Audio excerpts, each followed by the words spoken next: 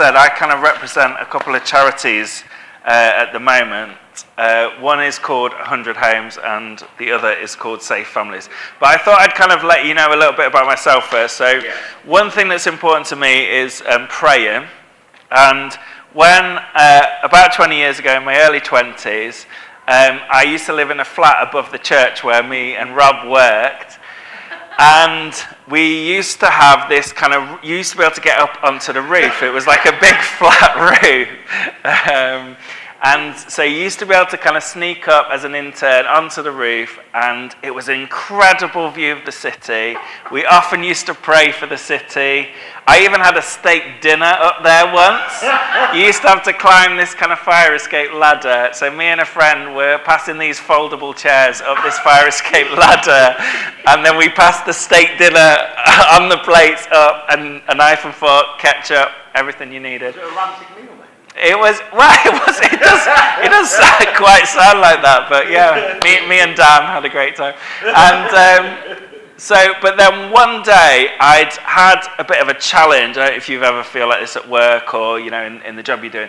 There was a decision to make, there was a challenge, I'd spoken to someone, and I just took myself off up to our flat and just wanted to just really seek God and go, you know, God, I need some wisdom from you right now. And I decided I'll go out on the roof and I'll, you know, pray my prayers, clear my head, and then I can go back into my afternoon, like, ready to go. And so I did that, went out and prayed, came back in. You know, I was like, Lord, you need to help me. God, I need your wisdom in this decision. I surrender myself to you again. Lord, help me. I need you. Went back inside. Unbeknownst to me, the call centre that was across the road were looking out their window and saw this guy like this, talking to himself on the roof. And they rang the reception of the church to say, there's this crazy guy on your roof right now. I think he's going to jump. Can you send someone up to get him right now? So I got in a lot of trouble. No intern has ever been allowed on the roof ever again. And that was my contribution. So yes, so praying is important to me. But yes, the two charities I represent, so Safe Families, at this charity, kind of we believe that no one should feel alone. And believe it or not, in our city there are lots of people who are on their own and feel isolated. So at Safe Families we exist to create a relationship and a connection because everyone deserves to belong. You know, we have this deep desire as human beings to belong, don't we, to something bigger than ourselves. And the way that we do that is that we connect church volunteers with vulnerable and isolated families in our city. And often it's just about meeting up for a coffee once a fortnight, just to bring that connection point, or taking the kids out to give a parent a bit of a break.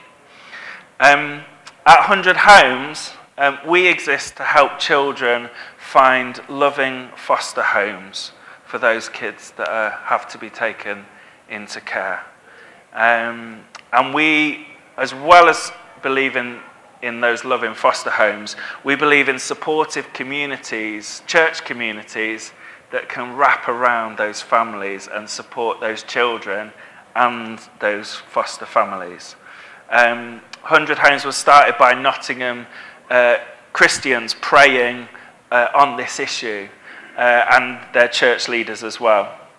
And we seek to inspire and encourage people to become foster carers and then to support them and equip the church to be at that wider community of support for foster carers. So that's kind of what we're about. So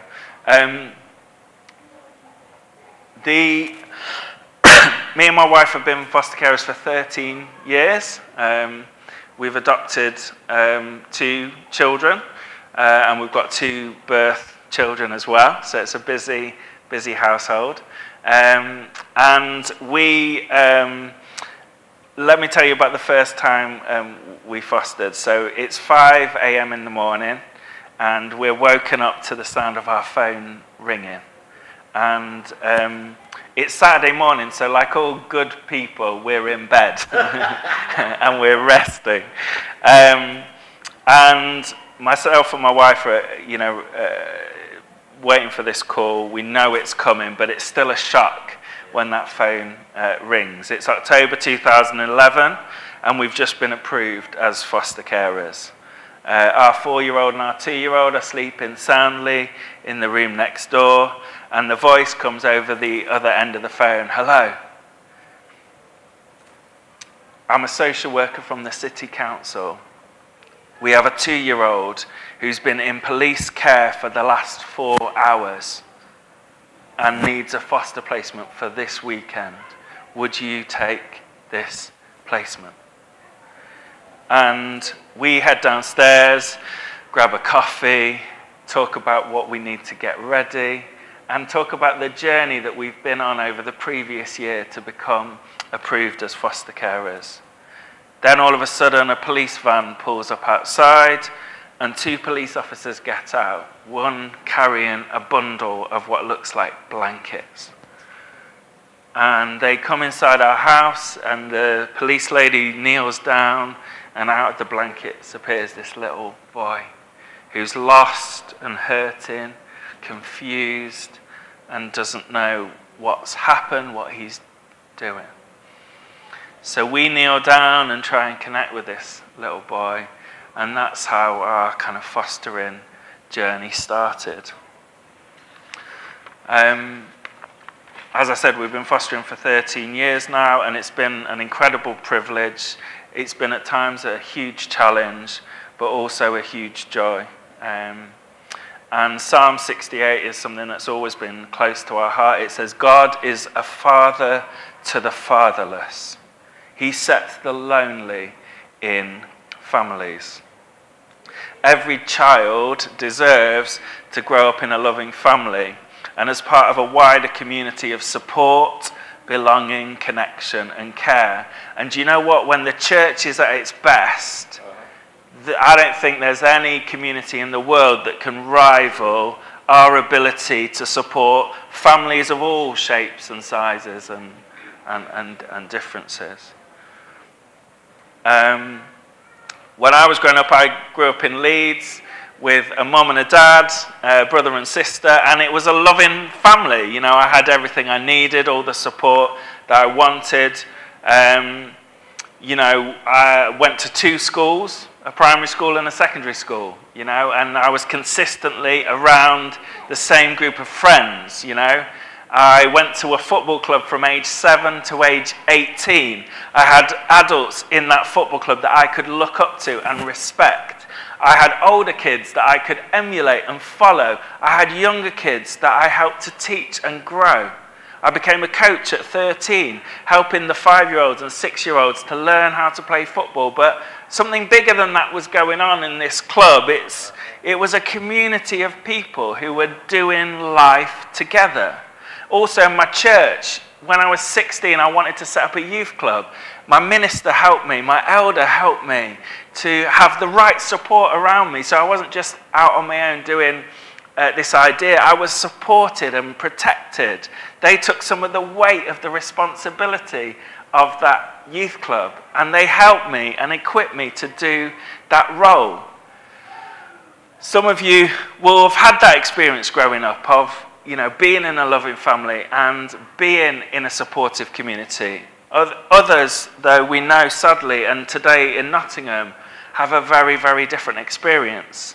I want to tell you about a little boy called T. So when he was 4, he came into care for the first time.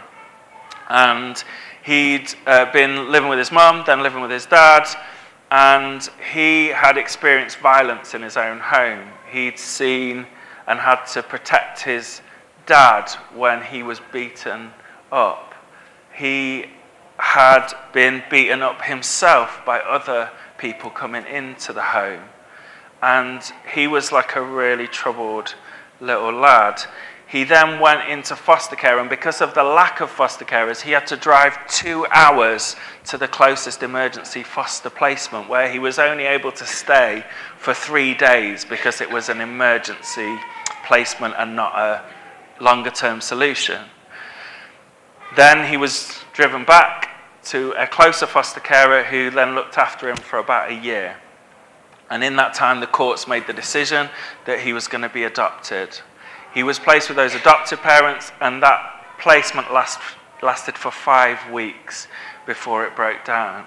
You have to remember, T is an incredibly hurting and struggling young man who has seen the most horrible violence and has experienced, he's been taught that adults can't be trusted, that adults don't stay in your life for very long, that a lady can come, albeit really well-meaning, from social work, and they can take you out of your home and everything you know in a moment, and your life can be turned upside down. And that hadn't happened once to T, it had happened 2 or 3 times. So he arrives at our house having just been brought back from his adoptive home where he thought and had been told he was going to live forever with these people. And he came into our home very bolshy, very confident. But underneath the surface, you know there's so much that bolshiness, that confidence is trying to hide.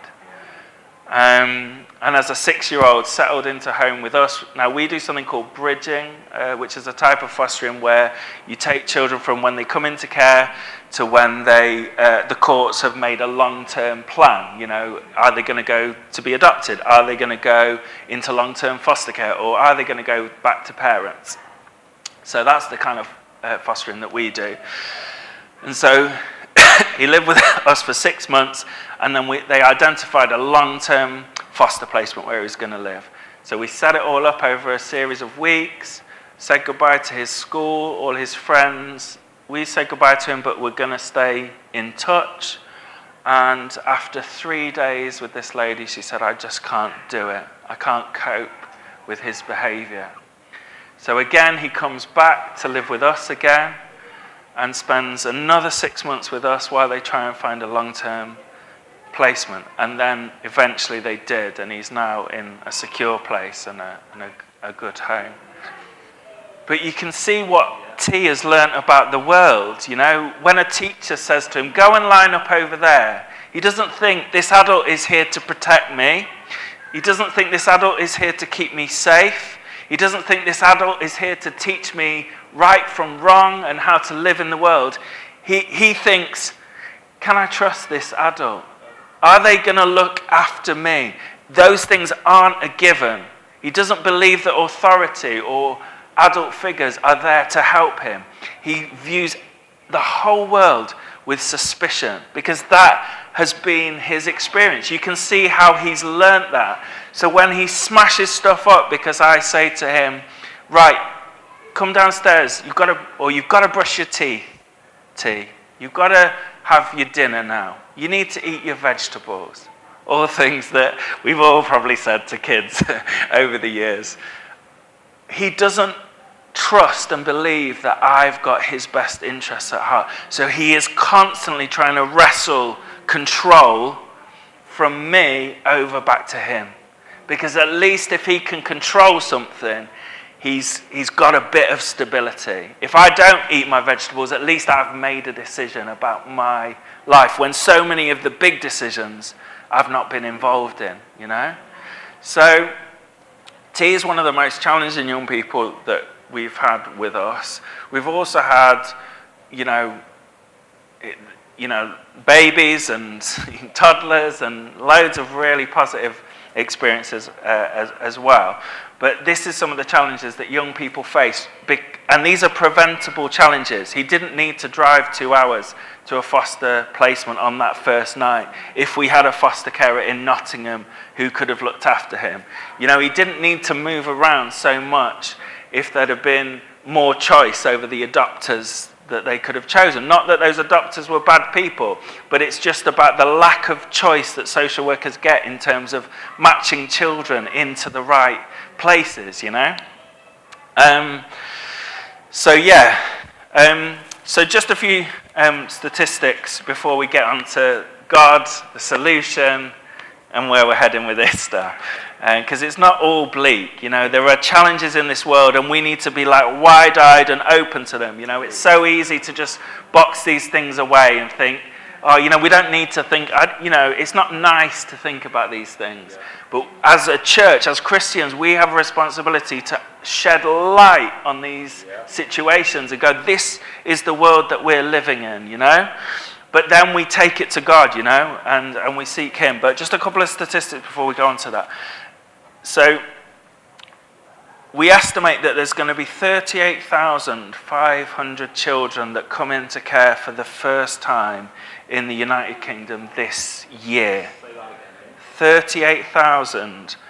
If you want the exact figure, it's 38,580 children and young people are expected to come into care this year in the United Kingdom alone.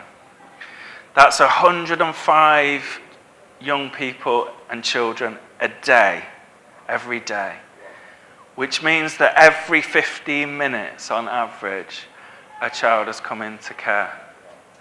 So that's 4 kids since we started this morning.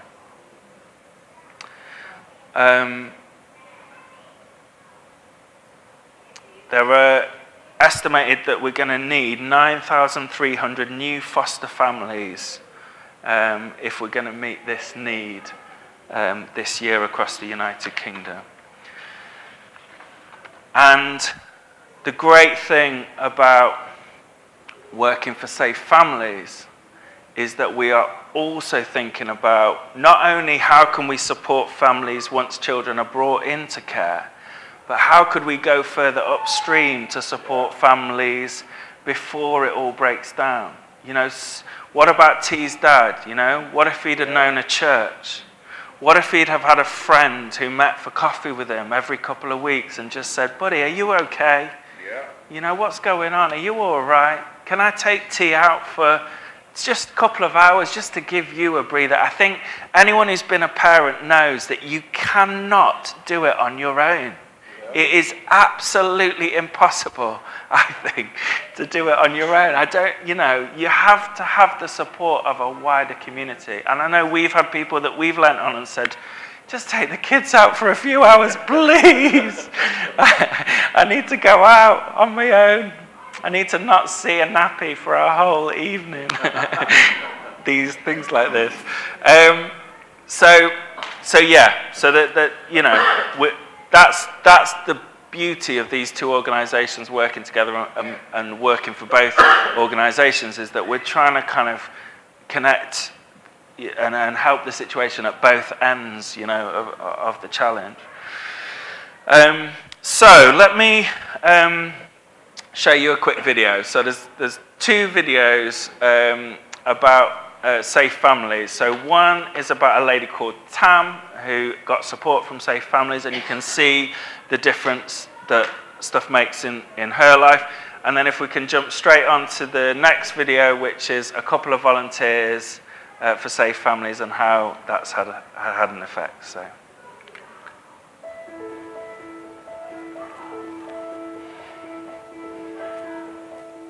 I grew up in care because I lost my mum and dad when I was a kid.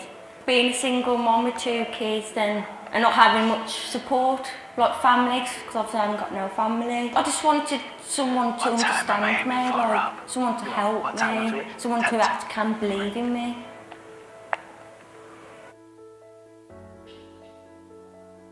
Yeah, Peter and Vivian, they like help me with the children. Like if I want an hour to myself, they come up and collect the children, leave me for an hour, do what I've got to do. And then I've got Sue and Ray that help me with gardening and just take me out basically to get out for a bit. She was very worried that she wasn't doing things right and maybe the children might be taken off her. And she'd never had the parental support, had she really? What she was doing, she was making up on her own half the time, and she didn't know whether that was right or wrong. We volunteered to take the kids out, but to see the kids growing up and for them to relate to you and know who you are, to know that we're giving Tam a break as well. Because obviously I suffer with anxiety and depression, and obviously I can't take the children out, so I'm constantly with the children 24 hours a day, don't get like an hour to myself, so it affects my mental health a bit. If I didn't have them, I think I would have gone downhill and I would have lost my kids. And it's just nice to know somebody you can talk to when you need help. So especially with Ray, I'm always on the phone to him. How do you put a curtain pole up? What do I use? He teach me how to use the lawnmower, the strimmer, so I could be independent a lot more. They're really good people. They've helped me, and you know what? They never judged me for what I've been through and what I've done. It made me feel like I've got a family, like I've got an auntie and uncle, or a mum and a dad. So it was nice to have that bond with them. They do change your life. When you're in a bad place, they make it positive. Yeah, so you're not on your own. I'm excited to see them because I know they're coming to see me and I've got someone to talk to. They're like my family, really. Yeah, they're like my family.